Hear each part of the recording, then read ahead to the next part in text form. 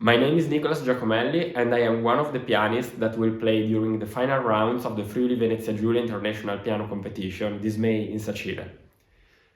I am 23 years old and I was born and live in Bologna, Italy.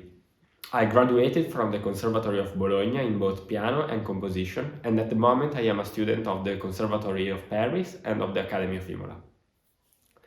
One thing that I really appreciated about this competition were the repertoire requirements for the first couple of rounds, which were quite uncommon but still very interesting.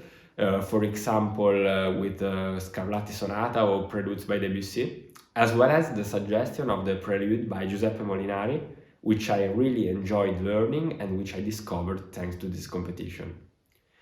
Now, after almost a couple of years, it will be possible to hold the final round live in Sacile, and I am really looking forward to it.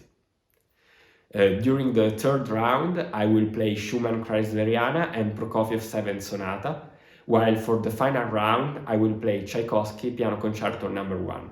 Thank you.